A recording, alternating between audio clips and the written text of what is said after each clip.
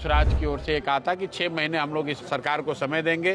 तो मैं कल रात में ही अपना जो मेरा निवास स्थान था उसको छोड़कर पटना IIT के बगल में जो जन स्वराज का नया बिहार नवनिर्माण आश्रम बना है, मैं वहाँ पर शिफ्ट कर गया हूँ। अब जब तक बिहार में बदलाव न हो, अगला चुनाव न हो, जन स्वराज की व्यवस्था न बन जाए, तब तक वहीं पर रहेंगे।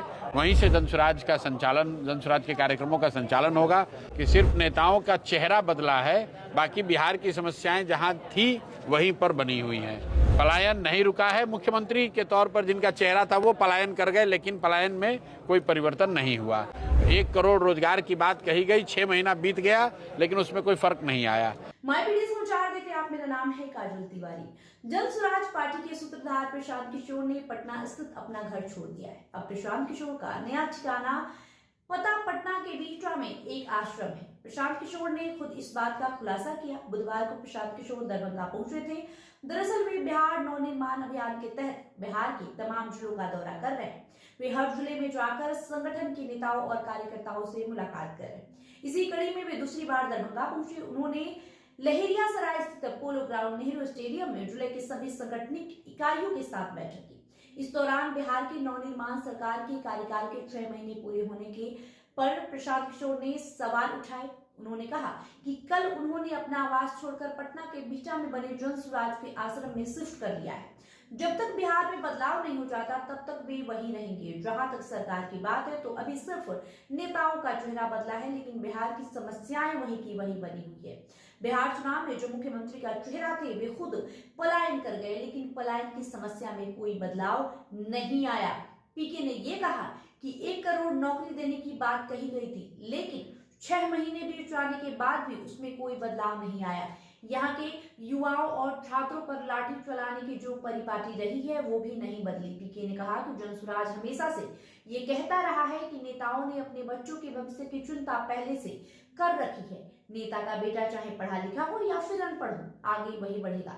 जबकि बिहार के पढ़े लिखे युवा संघर्ष करने के बावजूद बेरोजगार व मजदूर बने रहेंगे। शपथ ग्रहण इस सरकार का, नई सरकार का 20 नवंबर को हुआ था और उस समय हम लोगों ने जन स्वराज की ओर से एक आता कि 6 महीने हम लोग इस सरकार को समय देंगे कि जिस बदलाव की आशा अपेक्षा बिहार की जनता रखती है वो बदलाव हो। अगर नहीं होगा तो बिहार की जनता की आवाज़ बनकर उनके साथ जन स्वराज के लोग खड़े होंगे। आज 20 तारीख है, 20 तारीख मतलब 6 महीने हो गए। तो मैं कल रात में ही अपना जो मेरा निवास स्थान था उसको छोड़कर पटना IIT के बगल में जो जन स्वराज का नया बिहार नवनिर्माण आश्रम बना है, मैं वहाँ पर शिफ्ट कर गया हूँ। अब जब तक बिहार में बदलाव न हो, अगला चुनाव न हो, जन स्वराज की व्यवस्था न बन जाए, तब तक वहीं पर रहेंगे। वहीं से जन स्वराज का संचालन, जन स्वराज के कार्यक्रमों का संचालन होगा। और जहाँ तक सरकार की बात है तो ये तो बिल्कुल स्पष्ट है कि सिर्फ नेताओं का चेहरा बदला है, बाकी बिहार की समस्याएं जहां थी वहीं पर बनी हुई हैं। पलायन नहीं रुका है। मुख्यमंत्री के तौर पर जिनका चेहरा था वो पलायन कर गए, लेकिन पलायन में कोई परिवर्तन नहीं हुआ। 1 करोड़ रोजगार की बात कही गई, 6 महीना बीत गया, लेकिन उसमें कोई फर्क नहीं आया।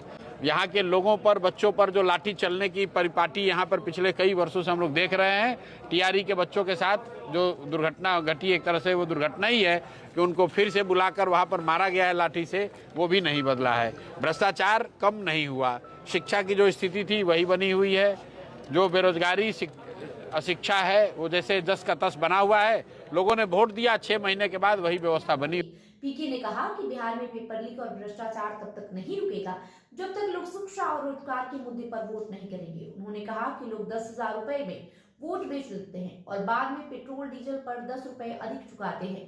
मौके पर प्रशांत किशोर, मुन्ना, प्रोफेसर राम बली चंद्रवंशी, जितेंद्र मिश्रा, ललन यादव, रत्नेश्वर ठाकुर, निर्मल मिश्रा, मुमताज अंसारी, अनूप मैथिल व अन्य लोग मौजूद रहे। बहरहाल रिपोर्ट में ताही बने रहे माईपीडी समाचार के साथ। वीडियो को लाइक और शेयर करिए। बहुत बहुत शुक्रिया।